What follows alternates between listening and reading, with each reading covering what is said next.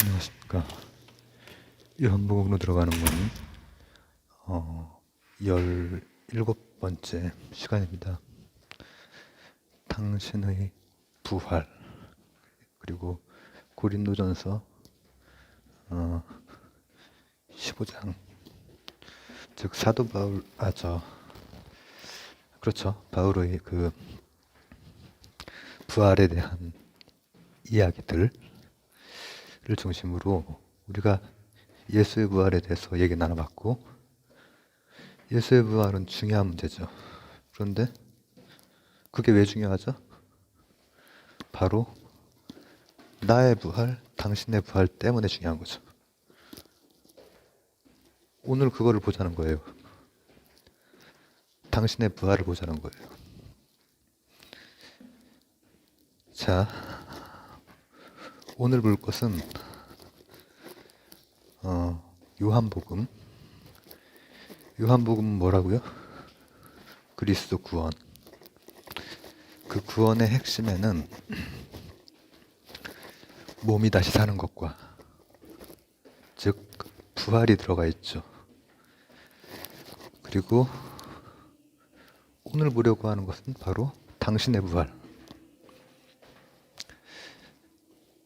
자, 그런데 그 들어가기 전에 오늘 부활에 대해서 철학적으로 이제 보는 부분은 어떤 거냐면은, 부활을 대체 당신의 무엇이 하느냐, 그것을 하나 볼 것이고, 근데 그 전에 왜 부활이냐를 볼 거예요. 왜 부활을 해야 돼? 왜 몸이 다시 살아야 돼? 이거 기독교는 부활신앙이라고 하는 것이, 그리스도의 구원, 부활신앙이라고 하는 것이 핵심이죠. 바울을 보는 것, 필론을 보는 것, 이 모든 것이 다 요한복음을 보는 거예요. 요한학파의 생각을 보는 거란 말이죠. 근데 거기에서 핵심은 그리스도의 구원, 부활. 그리고 사실은 우리의 부활 때문에 그걸 그렇게 우리가 뭐라고 할까, 관심을 가지게 되는 것이고 갈구하게 되는 것이죠. 예수님은, 예수 선생이 주장했던 것은 종말론적 심판, 그리고 몸이 다시 사는 것과 하늘에서처럼 이 땅에서 하느님의 나라가 펼쳐지는 것, 이것이죠. 이것을 꿈꿔온 분이란 말이에요. 그리고 모세의 방식이 아니라 예수의 방식으로 했어요. 그것이 기독교의 갈림길이죠. 모세의 방식이 아니어서 예수는 미움을 받았어요. 그러나 예수는 부활했고, 그리고 그리스도의 구원의 가능성을 열어놓고 가신 분이죠.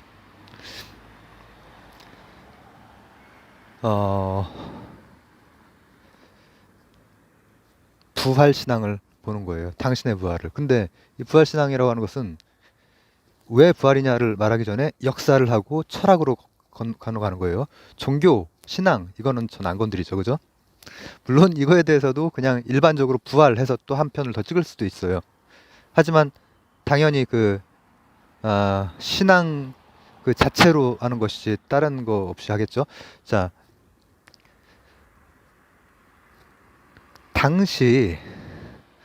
당대의 이스라엘 민족은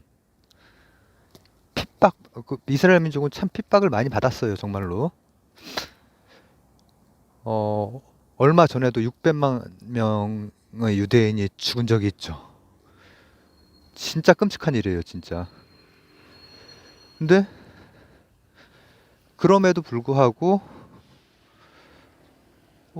그들은 계속해서 뭐라고 하면 좋을까?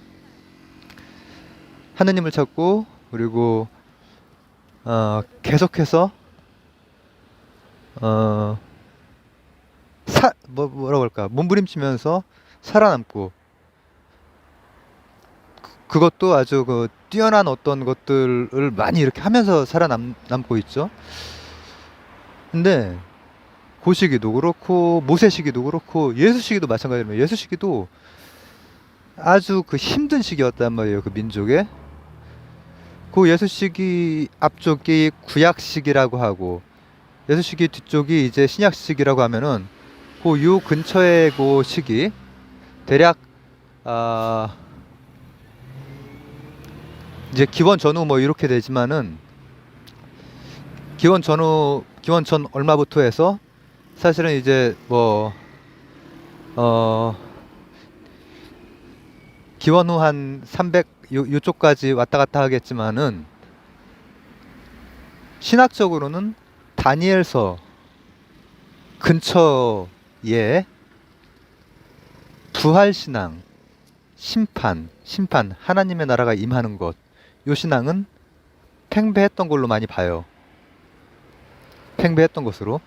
제가 지금 이 얘기를 왜 하냐면은 요 역사적인 것을 보지 않고서는 고린도전서 15장을 우리가 제대로 이해하기 굉장히 힘들다고 생각하거든요.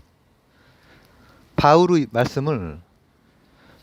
부활에 대해서 말씀을 하는데 이해하기가 힘들어요. 이제 교회에서는 이제 그걸 어떤 방식으로 신앙의 방식으로 설명을 하시겠지만은 이해하기가 굉장히 힘들거든요. 어려워. 잘 받아들이기가 힘들고. 그런데 신학적으로도 그 구약의 끝부분, 신약의 시작 부분에 이 기독교는 제가 그 빅뱅 뭐 물리학 얘기할 때 얘기했지만은 기독교는 묵시록적인 부활의 사상이고 하느님의 나라가 어떤 방식으로든지 임하는 그런 사상이란 말이죠. 그리고 정말 그 방향으로 산 분이 뭐 복잡한 이론 정교하지 않고 산 분이 예수 선생이에요. 미움을 많이 받았고 예수 선생은 그렇지만 실천으로 살았단 말이죠. 실천으로 감화를 시키면서 사셨던 분이죠. 그리고 예수님이 했던 게 바로 몸이 다시 살고 부활하고 하나님 나라가 이 땅에 임하고 이것이었단 말이죠. 그렇지만은 모세의 방식이랑은 좀 달라. 역사 속이 아니라 역사를 넘어서는 지평을 열어버리는 거예요. 그렇기 때문에 하나님의 나라가 딱 그 어떤 선민 거기뿐 아니라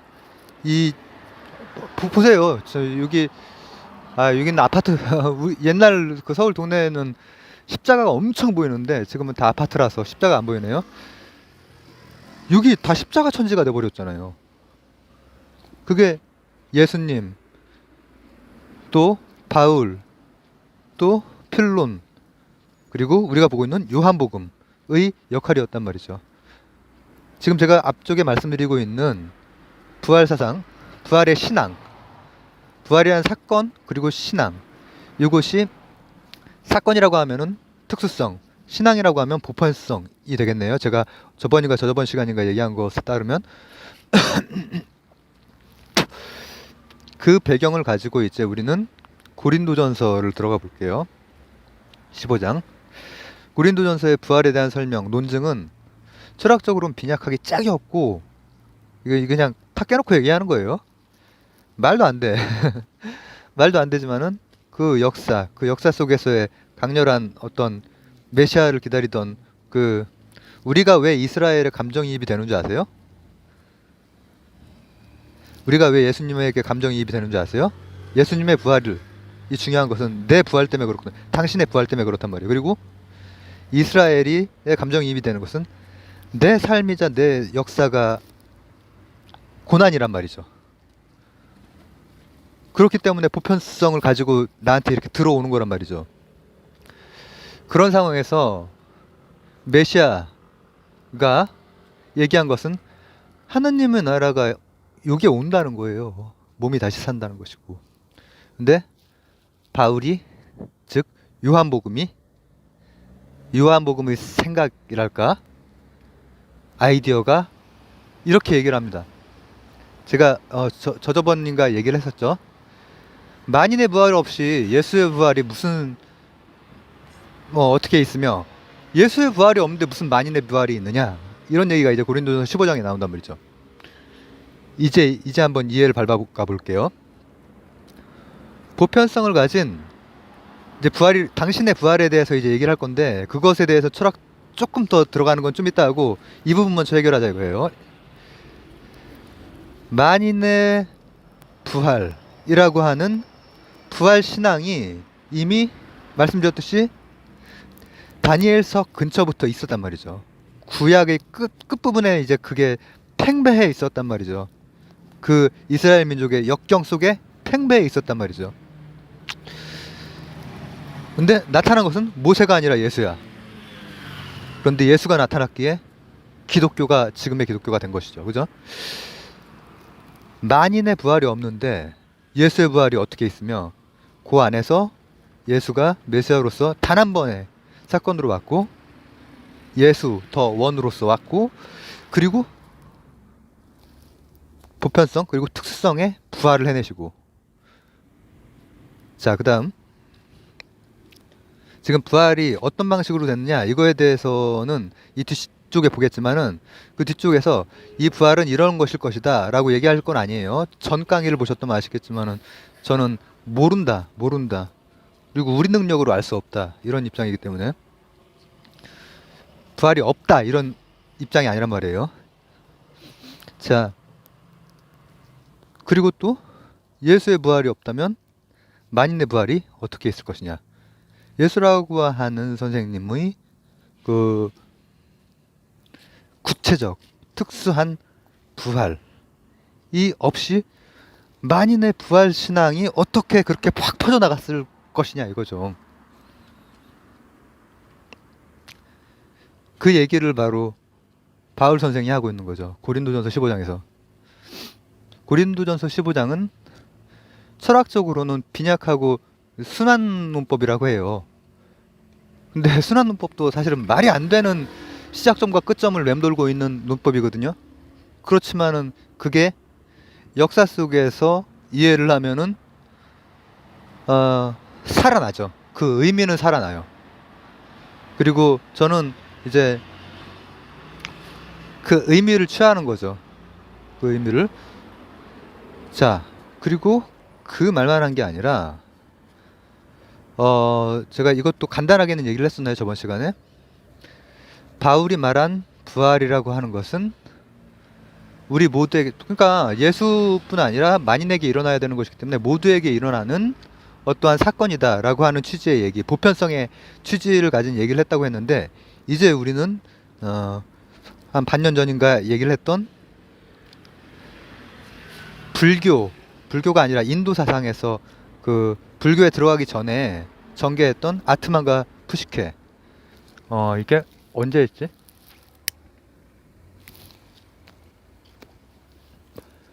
사우트 오브 인디아 해서 인도의 생각을 이제 할 때 푸시케와 아트만, 모르겠다, 제목을 뭘로 했는지 잘 기억은 안 납니다. 하여튼 그 개념과 이제 본격적으로 만납니다. 뭐냐면은, 그러면은 예수의 부활을 우리가 살펴봤지만은, 그리고 모른다라고, 저 제스는 모른다라고 이제 했죠. 우리가 그렇게 규정할 수는 없다. 근데 당신의 부활, 나의 부활에 대해서도 생각을 해보자는 거죠. 부활 신앙 없이는 기독교는 기독교가 아니거든요. 부활 신앙을 가진, 그게 이제 그쪽 종교의 특징이고, 윤회 쪽이 인도를 기반한 종교의 특징이란 말이죠. 근데 기독교는 실제 메시아가 부활을 하셨어. 그렇죠? 근데 제가 처음에 첫 시간인가 가능하면은 이걸 만약에 요한복음을 들어간다면 영어로 된 거라도 읽으면, 그거라도 보면서 들어가겠다고 했던 이유가, 영어가 뭐의 번역? 히브리어. 근데 그때 히브리어는 실제로는 헬라어로 쓰여진 거예요. 헬라어. 그리스의 생각으로 쓰여진 거란 말이에요. 자, 이제 다시 바울이 부활의 주체에 대해서 얘기를 해요. 이것은 제가 그리스 인도 얘기할 때 했던 개념이에요. 그 주체는 소마 푸누마. 자, 푸누마가 있고, 그 다음에 푸시케가 있고, 그 다음에 소마가 있고, 그 다음 프레쉬가 있어요. 이제 설명할게요. 푸누마는 아주 영적인, 신적인 정신, 아주 거칠게 얘기하는 거예요. 그 다음 푸시케는 영혼, 플라톤적인 영혼을 얘기해요. 다소 가치 중립적으로. 그 다음에 소마는 몸을 얘기해. 몸. 이것도 다소 가치 중립적으로. 프레쉬는 뭐라고 하면 좋을까? 죄의 육신이랄까? 이걸 의미해요. 이 네 개의 승의가 중요해요. 다시 한번 정리할게요. 푸누마, 푸시케, 소마, 프레쉬. 이 얘기를 인도 때 했었죠. 인도 때 푸시케, 아트만 이렇게 얘기했단 말이에요. 근데 이게 좀 이렇게 철학을 좀 이렇게 막 학습하다가 기독교 신학을 보면은 참 조금 이제 억지스럽다라고 느껴지는 부분 중에 하나가 개념을 다르게 쓰거든요. 좀 다르게 쓴단 말이죠. 그러니까 푸시케하고 소마 이 정도가 굉장히 철학적인 개념이에요. 이게 바로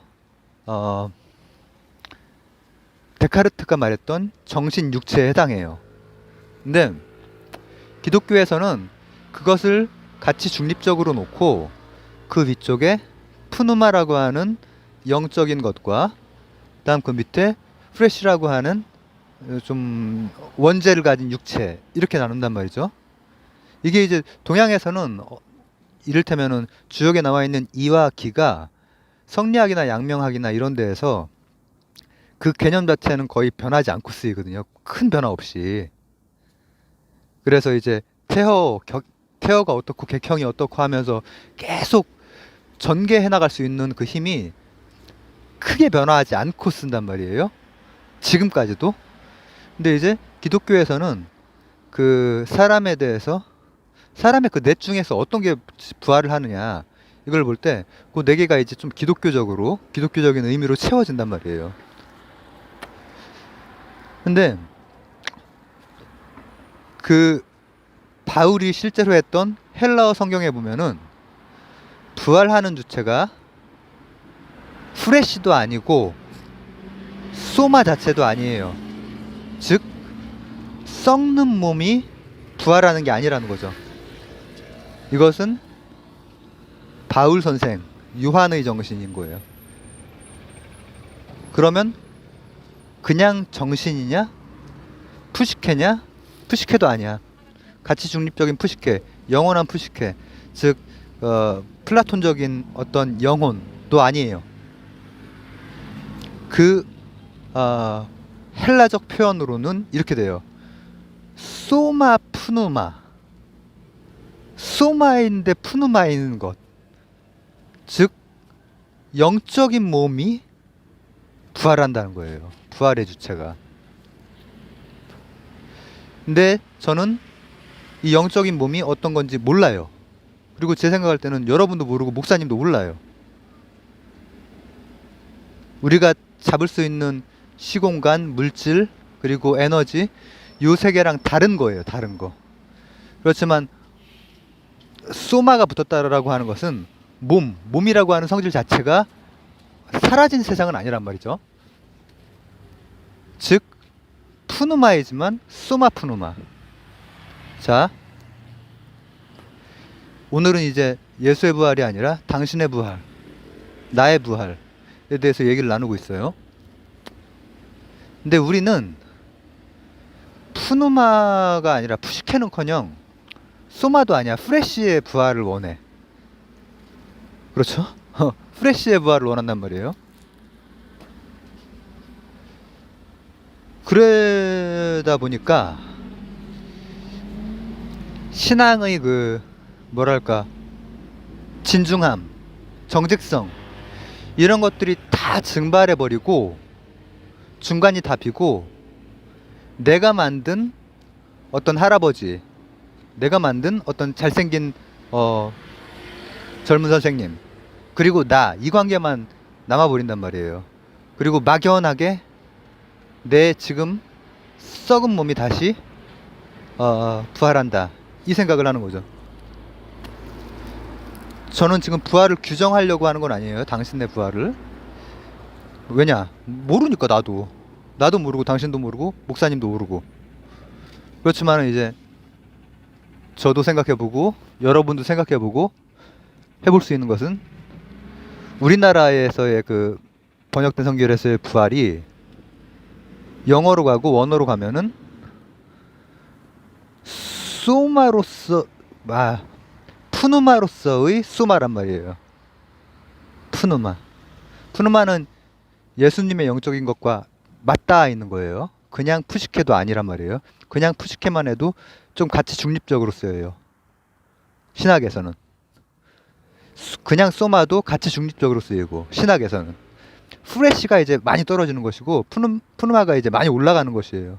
근데 푸누마인 소마란 말이죠. 부활하고 있는 그 알맹이가. 그래서 예수의 구원, 요한복음의 핵심, 그리고 그 자체가 사실은 부활이거든요. 몸이 다시 살고 하느님의 그 나라가 이 땅에 펼쳐지는 것, 최후의 심판을 통해서 뭔가 다른 질서 속으로 들어가는, 보편적 질서 속으로, 모세의 질서가 아니라, 역사 속 질서가 아니라 역사 속에 있으면서도 보편적인 것, 지평을 넓히는 어떤 새로움이 펼쳐지는 것이란 말이죠. 나도 내가 살고, 여러분들은 다 이스라엘 역사 속에 살고 있단 말이에요. 저도 그렇고. 너무 힘들잖아. 저도 지금 힘든 그 시기들을 많이 보내고 있는데, 근데 여기에서 임해야 되는 거야. 하나님의 그 뜻이 하늘에서 이루어진 것처럼 여기서도 임해야 되는 거야. 내가 다시 부활을 해서. 근데 어, 고 부활은 푸는 말을 우리말로 뭐라고 하면 좋을까? 그냥 푸는 말라고 할게요. 푸누마적인 부활이란 말이죠. 푸누마적인 몸이, 소마는 소마인데 푸누마적인 소마가 부활을 한단 말이죠. 이제 그거 반대로 하면 우리가 일반적인 우리나라 기독교인들이 생각하는 방식으로 한다면은 푸누마 피지카가 될 거예요. 피지카. 푸누마 소마 피지컬. 소마는 소마인데 피지컬적인 소마. 프레시적인 소마라는 거죠. 근데 성경에는 그렇게 쓰여 있잖아요. 소마는 소마인데 푸누마의 소마가 된단 말이에요. 바울 선생의 고린도전서 15장에는. 그리고 그것이 요한복음의 정신 중에서 실제로 예수의 부활, 그리고 그리스도에 의한 구원, 이것이 중요하지만 그것이 중요한 이유는 탁 깨놓고 생각해보면 여러분들의 부활 때문이란 거죠. 나의 부활 때문이라는 거죠. 나의 거듭남 때문이라는 거죠. 근데 왜 거듭남이 필요했으며, 역사, 부활 신앙, 심판의 신앙, 묵시록적, 그러니까 종말론적. 종말이라고 하는 게 나쁜 게 아니에요. 새로움을 향해 간다라는 그런 의미로 받아들이시면 좋을 것 같아요. 그 당시 그 유대민족의 그 적이라고 하는 것은 종말이라고 하는 것은, 묵시록적인 그것은 그런 이유로 필요했고, 만인에게 필요했던 것이 예수에게 일어났고, 예수에게 일어났다는 것은 만인에게 다시 일어나는 것이고.